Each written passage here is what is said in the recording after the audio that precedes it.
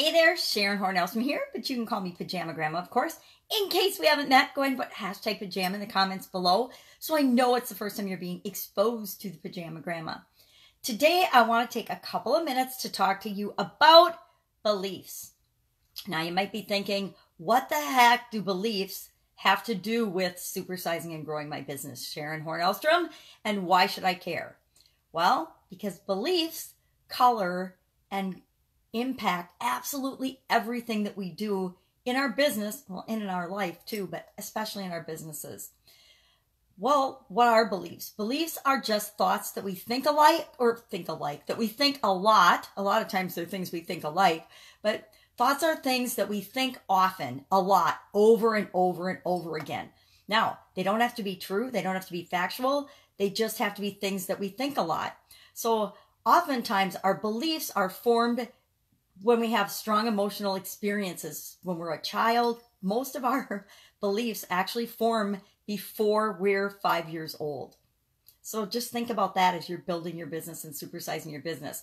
A lot of the beliefs and the things that you're operating on, the thoughts that you're using to make your decisions, they were formed when you were 5 years old or under. Some of them when you were 2. I discovered recently that I had a belief that was really hidden in me and I didn't even realize it. But I had formed it when I was like 2.5 years old. Now, 2.5-year-old Sharon, or Sherry back then, and 58-year-old Sharon are two entirely different people. And so, do I really want to be operating on beliefs or thoughts I thought a lot from when I was 2 or 3 years old? Yeah, not so much. I don't know very many successful 2 or 3-year-old business owners or business owners who have supersized their business. So that's part of why we want to look at our beliefs. And what we find by looking at our beliefs is sometimes it was true for us at the time that we formed that belief and attached it to ourselves, but it isn't true anymore. And tomorrow, hint, hint, secret, I'm going to teach you the best way to get rid of the beliefs that aren't serving you. But today, all we're going to do as our action step and our action item is we're going to list off some of our current beliefs, some of the beliefs that we have that may or may not be impacting our ability to grow and supersize our business. Now, we don't know if they are or not until we actually look at the beliefs and take a step back, the 30,000-foot bird's eye view, and look at, I don't know that birds fly 30,000 feet. I think just airplanes do. So let's just think of the airplane view looking at a particular belief. And we're going to do that tomorrow, so I'm not going to give you my example today because I had some killer beliefs that were actually killing my ability to supersize my business. And so we want to make sure that you don't have any of those operating and that you're choosing the beliefs and the operating principles that you're running and growing your business on.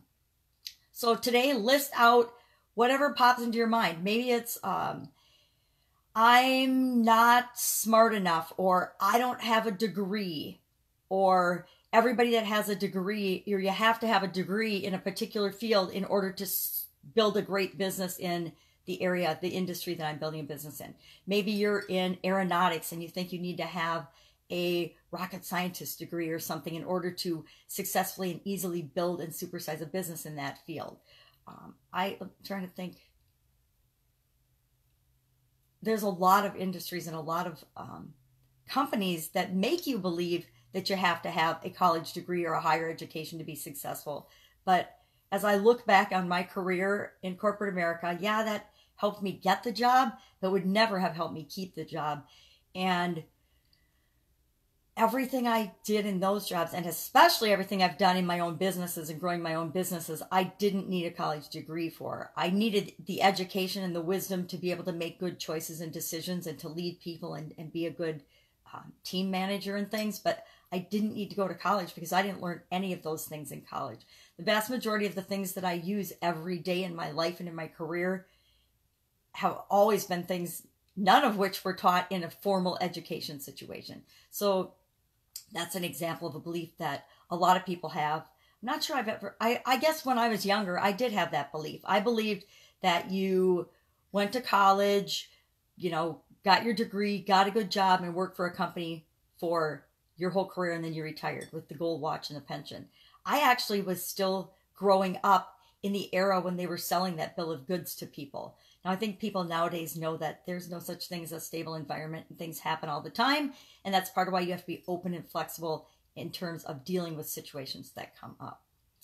But we're going to talk about how to deal with them tomorrow. Today, we're just going to list them out. List out the beliefs you have. And it could be beliefs about religion or politics. It could be beliefs about absolutely anything that you think, whether you think it impacts your business or not. Just brainstorm a list of beliefs. Get at least 10 beliefs that you have. And then tomorrow, we're going to look at them closely and decide, do they operate in your life in a positive way in terms of supersizing and growing your business, or could they be slowing you down? And often the trick is we find that we have beliefs that conflict with one another. We might believe we want to build $1 billion business, but we also believe that we're not going to succeed because we're not good enough. So we're going to look at those and deal with those tomorrow. That's it. Go out, have a fantastic day. Write out those beliefs. Pay attention today as you're going throughout your day, and those beliefs will pop up for you and you'll find them. And we'll look at them tomorrow and tell you exactly what to do with them so that all of your beliefs are working in your favor to help you supersize your business. That's it. Pajama Grandma out. See you tomorrow with day 11 of our Supersize Your Business Challenge.